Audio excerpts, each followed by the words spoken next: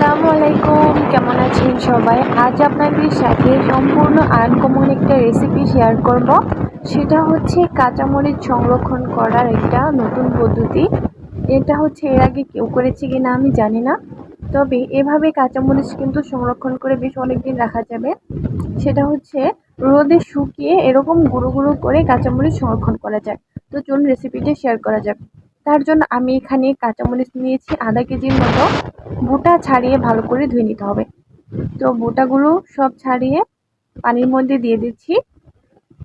বোটা ছাড়িয়ে ভালো করে কিন্তু ধুয়ে একটা টাওয়েল দিয়ে ভালো করে মুছে নিতে হবে।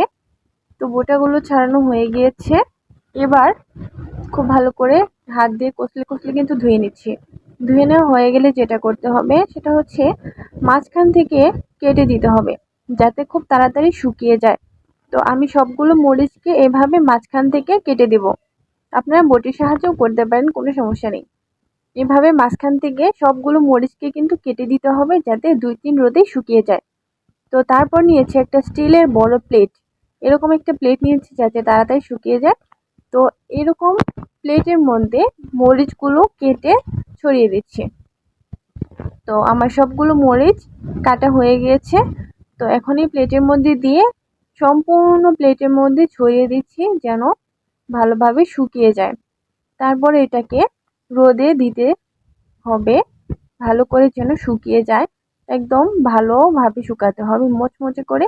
আমার 3 দিন লেগেছে শুকাতে। 3 দিন পরে কিন্তু এইরকম মচমচে হয়ে গিয়েছে। হাত দিয়ে চাপ দিতে এমনভাবে ভেঙে যাচ্ছে এটা। তো এরপর এটা ব্লেন্ডারে গুঁড়ো করে নিলেই কিন্তু হয়ে গেল আমাদের রেসিপিটি একদম সহজ পদ্ধতিতে।